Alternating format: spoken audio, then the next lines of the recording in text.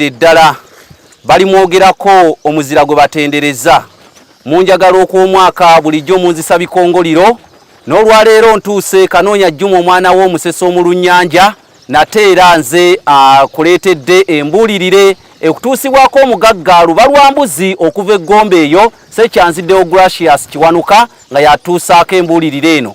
Embuulirire y'olunaku luno olwaleero gy'oba otegeera amatu egamba nti ekifa mu nnyanja kibuuzibwa muvubi. Olwaleero ndi wano ndi ku mazzi era kwentambulira, naye era kyonna ekinaafaayo nja kibuuza oyo omuvubi eyamanyiira okuvuba ebyennyanja.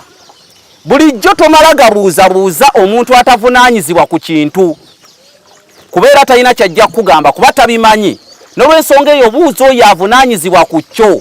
Oyagala kumanya bifa mu katale, lwaki obuuza memba wa paliyamenti ng'ate mu katale oba oli awo tabeerayo bbanga lyonna? Buuza oyo akola mu katale.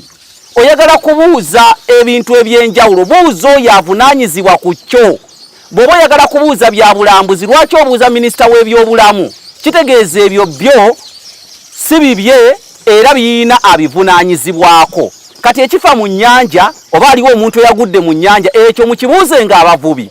N'olw'ensonga eyo nsigadde nze omwana w'omusese omulunnyanja ate era ndeese ku lyato y'omusajja eyeegulidde erinnya omugagga omuto gwe bayita Lubalwambuzi asinziira eggombe eyo Sekyanzi.